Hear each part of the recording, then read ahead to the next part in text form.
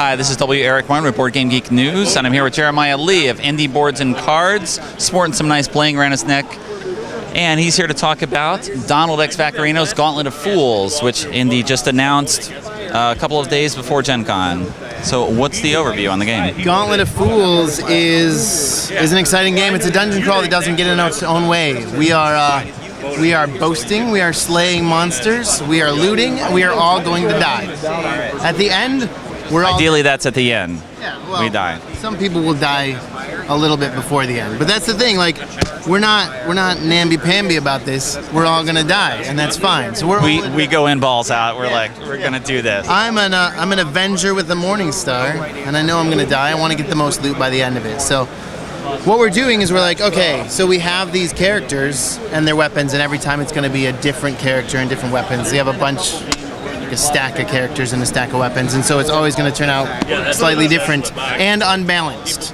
So you might think, oh, well, this Avenger is awesome, I need to get this character. So you're like, I'm going to take this, I can be the Avenger, but I can go through this dungeon crawl with one arm tied behind my back. Woo! So we are reverse bidding by putting disadvantages on ourselves. And I'm like, okay, so I could take the Artificer. I've never said that word out loud. Artificer? Artificer? Artificer. No. Anyway, I'm a fisher. Okay, so we have that one. And I'm like, I don't want to be that one. I want to be the Avenger. So I'll say, okay, well, I can do that with one arm tied behind my back and while juggling. So I take this, and you say, and so we go on. Everybody's putting on disadvantages, like without breakfast. So it's like it's an Amun Ray style building, yes, where people back out here, but with weapons. So we have it. Now we have our characters, and we start going on the adventure. We grab the dice of the number that our weapon gives us. You have your wand with 5 dice. I have my Morning Star with 5 dice. We have character abilities. The Avenger gets to add more for each player that was killed on a previous turn. But then we find what we're fighting. It's a giant cockroach. We roll. We add it up. I got 14. If it's above the defense number, then we kill it. If its attack is above our defense, then it hurts us. Once we get 4 wounds, we're dead. We got 2 gold for that. You got anybody else that wants to play this? It's only our second time playing. Both you. All right. So we get the gold.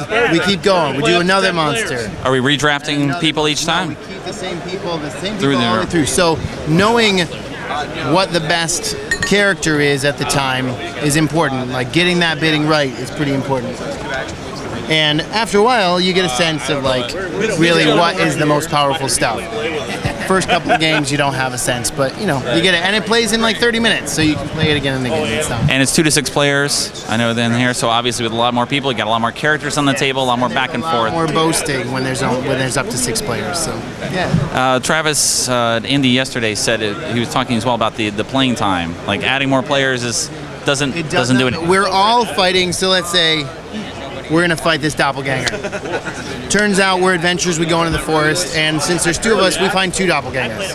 If there's 6, we find 6. And we all split up and we take care of our own. So I fight and you fight at the same time. It doesn't matter what I do to your doppelganger, just what I do. So it does not make it, because we're all doing that same thing at the same time. We wanted to make a game that gave that dungeon crawl feeling that really like just let you go and do that. I mean, you go through a stack of like that many monsters, like 15, 20 monsters. What is that? What is that? That's a skelephant. Skelephant. I like it. That's good.